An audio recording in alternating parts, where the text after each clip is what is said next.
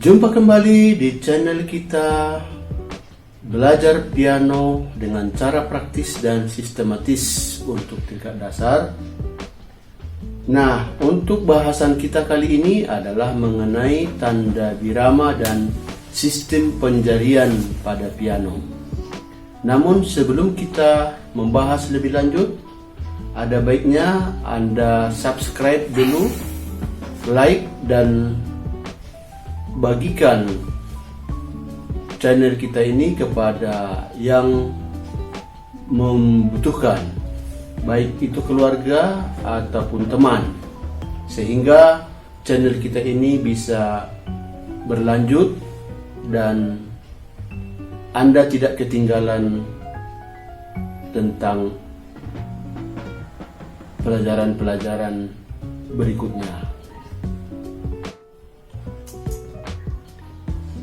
Baiklah, pembahasan kita kali ini adalah mengenai tanda birama dan akan kita lanjutkan nanti dengan sistem penjarian pada piano. Minggu yang lalu kita telah mempelajari bagaimana bentuk-bentuk not, garis paranada, dan tanda kunci. Nah, video kali ini kita akan ketemu kembali dengan namanya tanda kunci. Seperti kita lihat pada gambar di sini, tanda kunci G. Lalu setelah tanda kunci G itu ada tanda tertulis 2/2, kemudian ada 4/2, ada 6/2. 2/2, 4/2, 6/2 adalah tanda birama. Apa artinya ini? Kalau misalnya di sini tertulis 2/2, itu artinya bahwa 2/2 itu 2 di atas angka 2 di atas itu adalah menunjukkan pembilang bahwa di dalam satu bar notasi lagu itu ada 2 ketuk not 1/2 atau not setengah. Kemudian di sini 4/2 berarti ada 4 ketuk not 1/2 atau not setengah. Lalu di sini ada 6/2 berarti di dalam satu bar itu nanti akan ada 6 ketuk not 1/2. Nah, artinya di situ per 2 di bawah atau yang kita sebut sebagai penyebut adalah satuan not yang menjadi satuan ketuk, atau kita sebut bentuk not yang menjadi satuan ketuk. Jadi kalau misalnya di sini tertulis per 2, apakah itu 2/2, 4/2, dan 6/2, berarti yang menjadi satuan ketuknya adalah not 1/2 atau not setengah. Nah, misalnya seperti kita lihat pada contoh 2/2 itu berarti ada 2 buah not 1/2 atau not setengah seperti ini.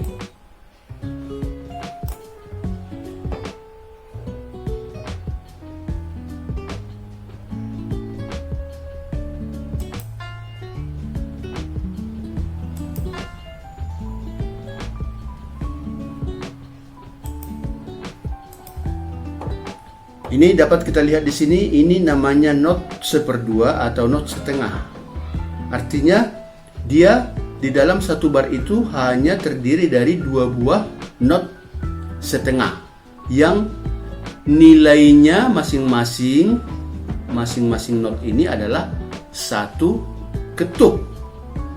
Jadi 1 ketuk not setengah. Nah, sehingga kalau kita lihat di sini di dalam satu bar ini dia hanya 2 buah not 1/2 atau not setengah karena nilainya 2 ketuk. Nah, demikian juga dengan birama 4/2. Artinya di dalam satu bar itu terdapat 4 ketuk not seperdua seperti gambar ini.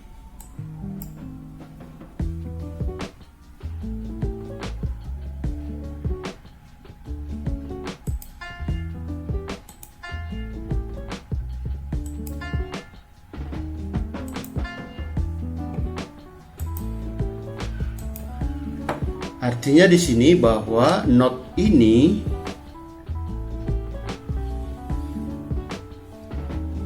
dinilai dengan satu ketuk.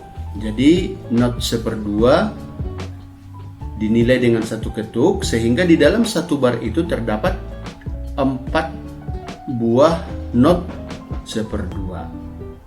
Jadi sehingga jelaslah bahwa sesuai dengan tanda birama di awal 4/2 bahwa di dalam satu bar terdapat 4 ketuk not seperdua.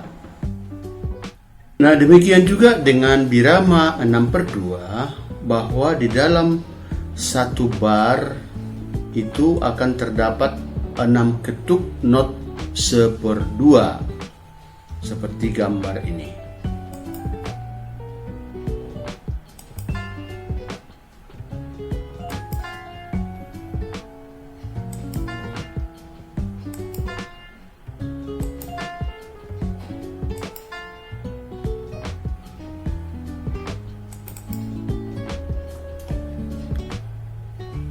Jadi jelas di sini bahwa angka pembilang atau angka di atas itu menunjukkan jumlah ketukan di dalam bar, sedangkan angka penyebut atau angka di bawah menunjukkan bentuk not yang menjadi satuan ketuk. Jadi ini berlaku untuk tanda birama per 2. Selain tanda birama per 2, kita juga mengenal tanda birama per 4, di mana pada tanda birama per 4 yang menjadi satuan ketuk adalah not seperempat, sehingga di dalam satu bar kita lihat nantinya ada yang 2/4, berarti di dalam satu bar itu ada 2 buah not seperempat.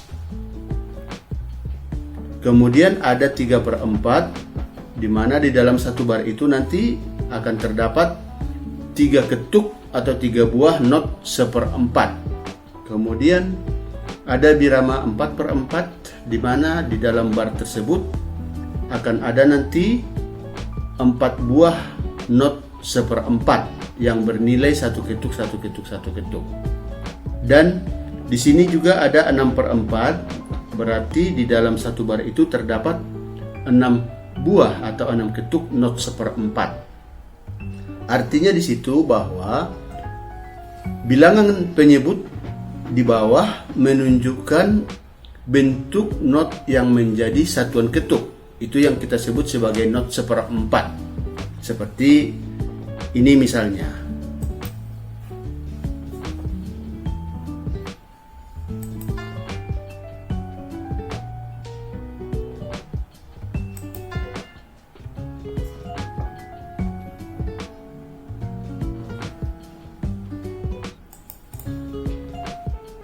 Kemudian kita lihat misalnya pada birama 3/4.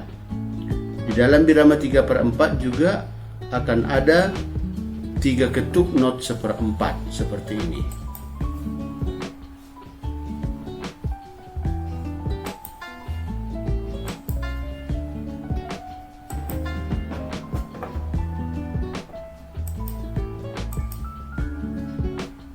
Lalu pada birama 4/4 ada 4 buah not seperempat yang masing-masing nilainya adalah 1 ketuk seperti gambar ini.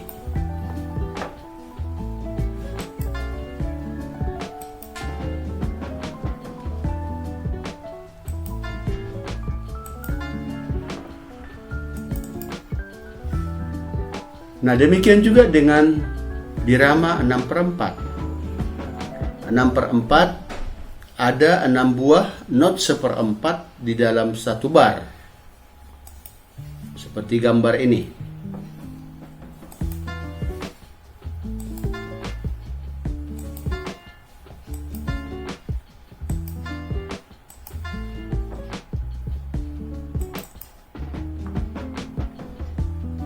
Nah, jadi gambaran ini menunjukkan kepada kita bahwa tanda birama itu menunjukkan di dalam satu bar harus sesuai dengan tanda atau angka pembilang di atas dan angka penyebut di bawah itu menunjukkan bentuk not yang menjadi satuan ketuk. Jadi kalau misalnya tertulis birama 2/4, artinya bahwa di dalam satu bar itu terdapat 2 ketuk not 1/4 yang bernilai 1 ketuk, 1 ketuk. Kalau tertulis 3/4 berarti di dalam satu bar terdapat 3 ketuk not 1/4 yang bernilai 1 ketuk, 1 ketuk, 1 ketuk. Sedangkan pada birama 4/4 adalah terdapat 4 ketuk not 1/4 yang bernilai 1 ketuk, 1 ketuk, 1 ketuk, 1 ketuk. Kemudian pada birama 6/4 terdapat 6 ketuk not 1/4 di dalam satu bar. Nah, demikian penjelasan kita mengenai birama per 4. Di samping kedua tanda birama di atas, baik itu tanda birama per 2 maupun tanda birama per 4, kita juga mengenal tanda birama per 8. Seperti kita lihat misalnya pada gambar ini, ada birama 3/8, birama 6/8, birama 9/8, birama 12/8.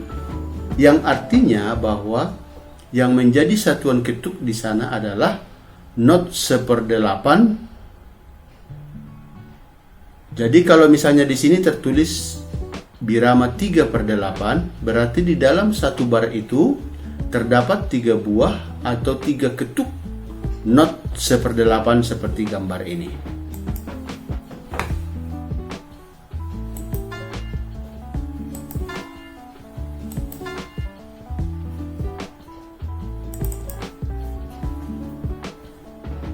Kemudian untuk birama 6/8 berarti di dalam satu bar itu terdapat 6 ketuk not 1/8 atau 6 buah not 1/8 seperti gambar ini.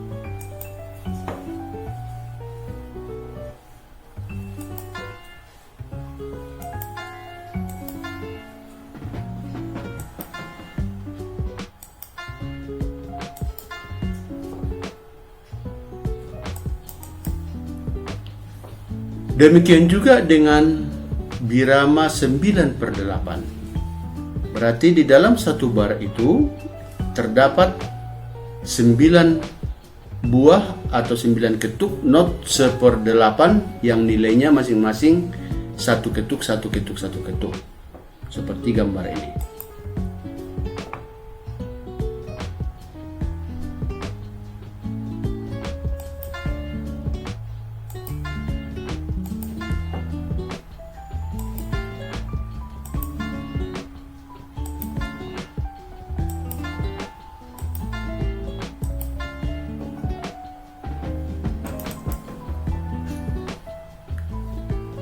Demikian juga halnya dengan tanda birama 12/8 yang artinya bahwa di dalam satu bar itu terdapat 12 ketuk atau 12 buah not 1/8 seperti gambar ini.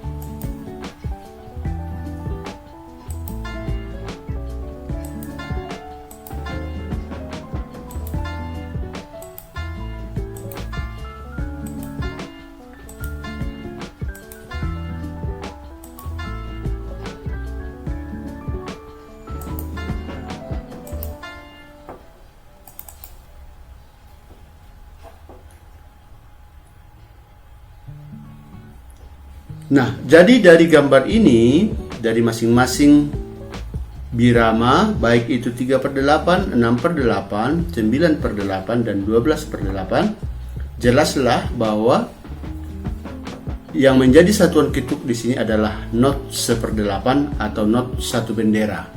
Jadi kalau misalnya tertulis 3/8 berarti hanya terdapat 3 ketuk dalam satu bar not 1/8. Kalau tertulis 6/8 berarti di dalam satu bar itu terdapat 6 ketuk not 1/8. Demikian juga dengan 9/8. Berarti di dalam bar tersebut terdapat 9 ketuk not 1/8. Dan birama 12/8 berarti terdapat 12 ketuk not 1/8 di dalam bar tersebut. Itulah bentuk-bentuk atau tanda daripada gambar tanda birama, di mana tadi kita sudah mengenal namanya birama per 2, birama per 4, dan birama per 8. Jadi tanda birama itu menunjukkan nilai ketukan yang berbeda-beda tergantung kepada angka penyebut daripada tanda birama itu sendiri. Kalau misalnya tanda birama per 2, berarti yang menjadi satuan ketuk adalah not 1/2. Kalau misalnya tertulis birama per 4, apakah itu 2/4, 3/4, 4/4, 6/4, berarti yang menjadi satuan ketuk adalah not 1/4. Sedangkan pada birama per 8, baik itu 3/8, 6/8, 9/8, dan 12/8, maka yang menjadi satuan ketuk adalah not 1/8. Jadi kalau kita mau memainkan sebuah not atau nada pada piano, maka kita lihat dulu tanda biramanya, not seperberapakah yang menjadi satuan ketuk dari lagu tersebut. Oleh karena itu, tanda birama itu selalu ditulis di awal setelah tanda kunci. Nah, demikian penjelasan kita mengenai tanda birama. Baiklah, kita akan mempelajari teknik penjarian di dalam bermain piano. Nah, sebelum kita mainkan, sebelum kita praktek memainkan piano, maka perlu kita pahami terlebih dahulu bagaimana penjarian di dalam piano. Nah, seperti pada gambar di sini bisa kita lihat gambar jari kanan. Nanti kita akan buat tanda-tanda angka, misalnya jempol atau ibu jari kita buat dengan kode angka 1. Kemudian jari telunjuk kita buat dengan angka 2. Kemudian untuk jari tengah kita buat dengan angka 3. Kemudian jari manis kita buat dengan angka 4. Dan jari kelingking kita buat dengan kode jari 5. Demikian juga sebaliknya dengan jari kiri. Jadi jari jempol kiri sama dengan jari jempol kanan, sama-sama kode angka 1. Kemudian telunjuk sama-sama kode angka 2. Dan jari 3, jari tengah dengan kode angka jari 3. Kemudian jari manis dengan kode angka 4. Dan jari kelingking dengan kode angka 5. Karena teknik penjarian ini sangat penting supaya di dalam bermain piano nanti kita akan lancar di dalam memindahkan dari jari yang satu ke jari yang lain. Itu gunanya perlu dibuat di sini angka. Jadi kita dibimbing dan taat dengan angka-angka jari yang dibuat di dalam partitur. Nah, sekarang kita coba akan mainkan sebuah not sesuai dengan penandaan jari sebagai berikut. Ya, posisi jari itu sangat penting kita perhatikan di dalam bermain piano. Seperti tadi yang kita jelaskan bahwa di dalam penjarian jari-jari kita ini sudah dibuat dengan angka atau kode-kode angka tertentu, misalnya jempol dengan angka 1. Nah, posisinya kita lihat di sini seperti ini misalnya. Posisi jari kita.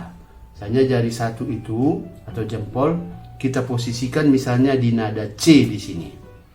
Di nada C.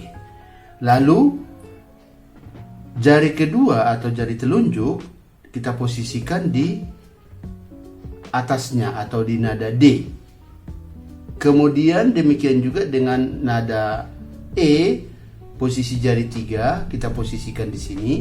Kemudian jari 4 di sini di nada F dan jari kelima di nada G atau jari kelingking. Demikian juga dengan jari kiri. Jadi kita urutkan dari sama-sama dari C sampai ke nada F, jari kelingking. Dan perlu kita perhatikan bahwa posisi jari ini juga cara kita menekan touch itu harus benar. Jadi seperti ini misalnya, seperti menggenggam sesuatu. Jadi bukan seperti ini, bukan juga seperti ini, tetapi seperti ini. Jadi seperti menggenggam sesuatu. Dan kalau kita lihat misalnya jari kita sama seperti ini, jadi seperti membentuk huruf C. Seperti huruf C. Nah, seperti inilah posisi jari kita, seperti membentuk huruf C. Demikian juga dengan tangan kiri. Tangan kiri juga begitu, seperti membentuk huruf C. Jadi inilah posisi jari yang benar, seperti ini. Jadi kalau kita misalnya memainkan nada dari C sampai ke G misalnya dengan jari kanan, kita mulai dari jari 1 tadi, dari jempol.